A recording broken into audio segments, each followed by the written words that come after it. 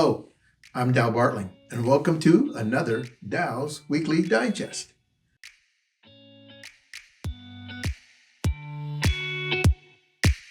Well, here I am, I continue to think, you bet. Ever wonder why we call it respect? It's a word we use it a lot, but I'm not so sure we always know what we're talking about. Lately, I've been thinking about our flag, our American flag. Some people say it's just a piece of cloth. They treat it that way. Well, a wedding ring is just a piece of metal. A birth certificate is just a piece of paper. But lose both of them, and you're going to feel kind of sad.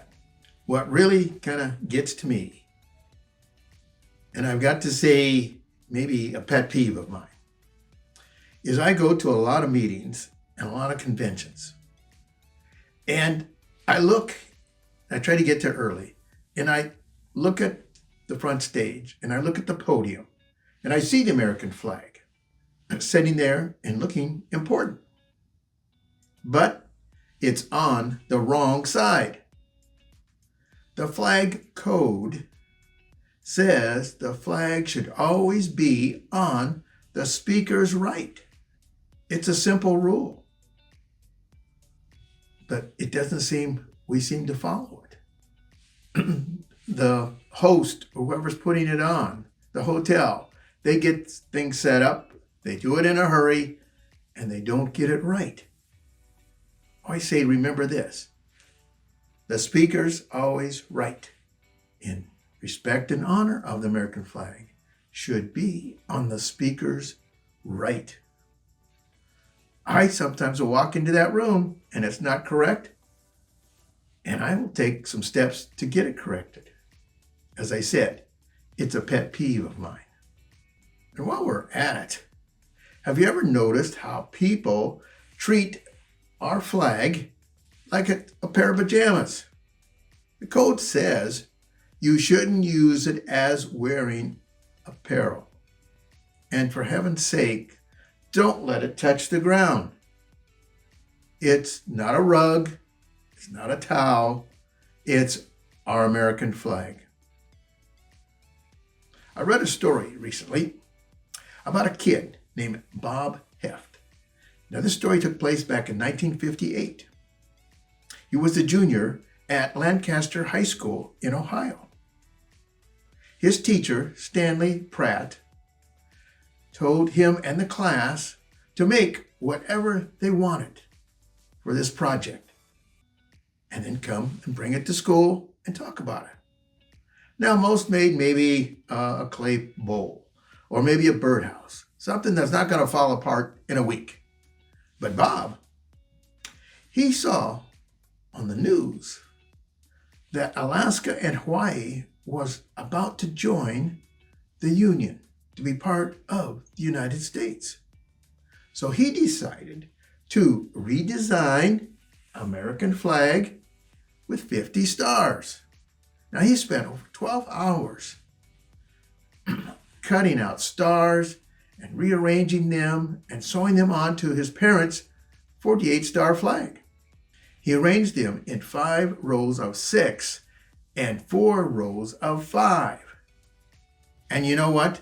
The teacher gave him a B- and made a comment, "Hey, you don't know how many stars there are on our flag." But Bob didn't give up. He called the White House. He wrote them letters, wrote his senators. 2 years later, President Eisenhower called him back and told him his design was the one that was chosen by our United States. So on July 4th, 1960, Bob stood at the U.S. Capitol with President Dwight D. Eisenhower while his flag was being raised. And you know what? We still use Bob's design today. I learned about respect for the flag when I was 5 years old.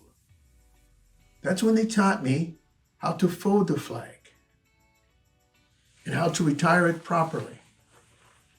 You see, an experienced flag needs to be retired, not discarded, not thrown away. Retired properly. It's to be burnt. Now, I've found that there are organizations in our community that do this with respect and honor. So you can have the ceremony yourself, or you could give it to that particular organization, and they will then retire the flag properly. That's what I do. And I get flags from our neighbors. They know that I get it retired. And so they'll give me the flag. And the first thing I do is, of course, fold it. And then I contact maybe the Boy Scouts of America, the VFW, or the American Legion. They all will have ceremonies. And if you haven't attended one, I would invite you to attend a flag retirement ceremony. That same year that I was 5 years old, we were in Colorado Springs, Colorado. That was the year that I became a U.S. citizen. You see, I had scarlet fever, and I couldn't attend the big ceremony. I had to privately do this in the judges' chambers, of course, with my parents.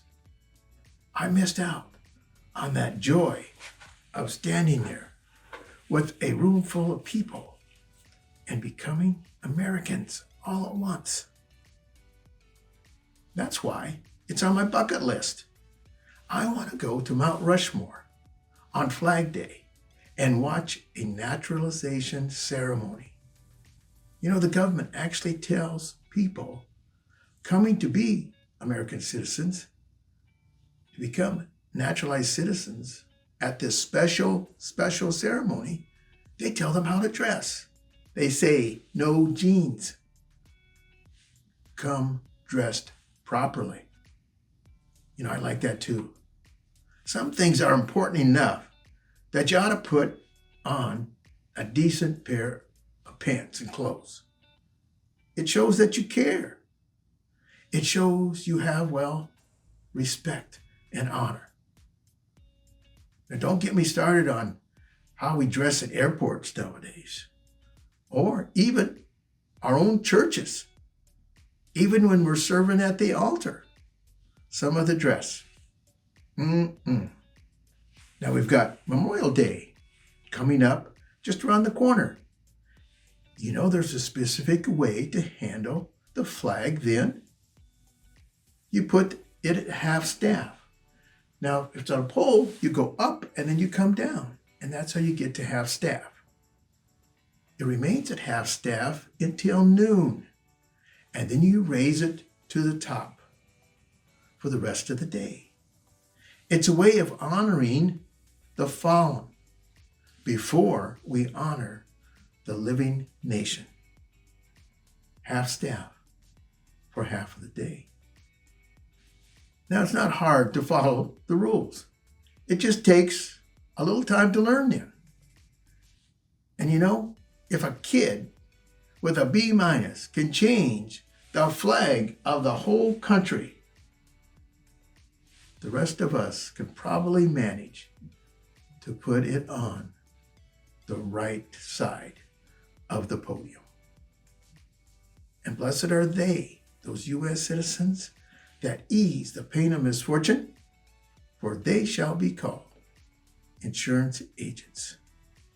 You take care.